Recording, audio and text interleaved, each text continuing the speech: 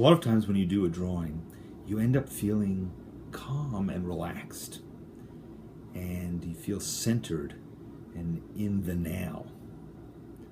Well, that raises this week's question. Is drawing meditation?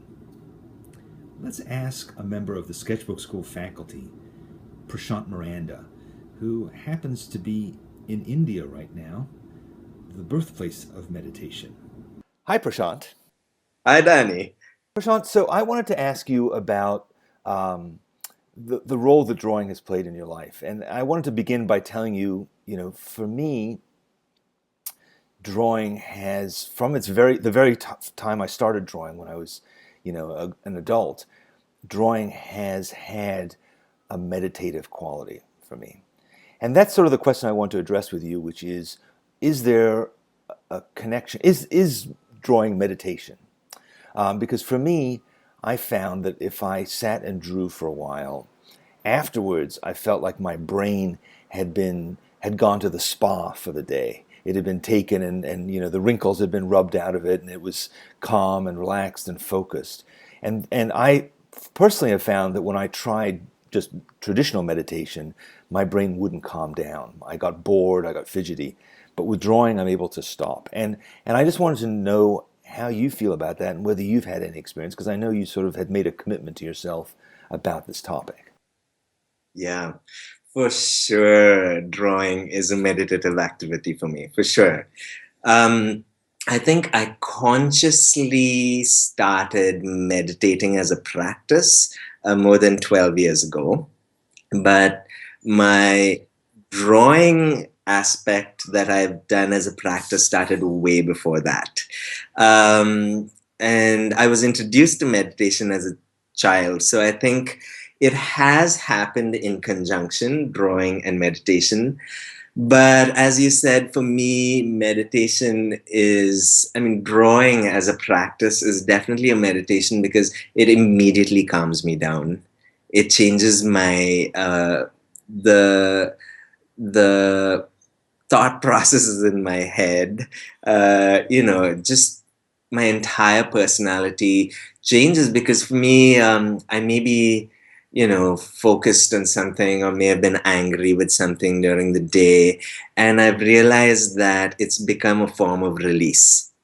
And sometimes I may not know what the page is going to turn out to be. I may just stare at a blank sheet of paper and start doodling. And just the process of that immediately calms me down. It brings peace. And I think there's a certain aspect, a conscious aspect of actually putting pen to paper when you're feeling that way. Because for me, I believe that peace, happiness, these things are also one has to practice this. I have to practice this. And when I'm feeling low, I just tell myself, press, smile and see what happens, Just smile and see what happens. And immediately, as soon as I force myself to smile, things automatically change. And that's much like with drawing too, because soon as I start putting pen to paper and then watercolors, I find watercolors also incredibly meditative because it uh, it forces you to wait for paint to dry, and there's a certain patience that one has to go through with the medium that calms me down immediately. And I mean, there's definitely more to this too, because I mean, I have experienced things with drawing where I can just look at a blank sheet of paper not knowing what's going to appear, and suddenly it feels like there is a mark, an invisible line that I see, and I just draw that. It's like it's flowing through me. It's not me making that line, but sometimes it's just that it's almost like a premonition of what is to come on the paper, and all I do is follow that very often, and I've come to trust that more.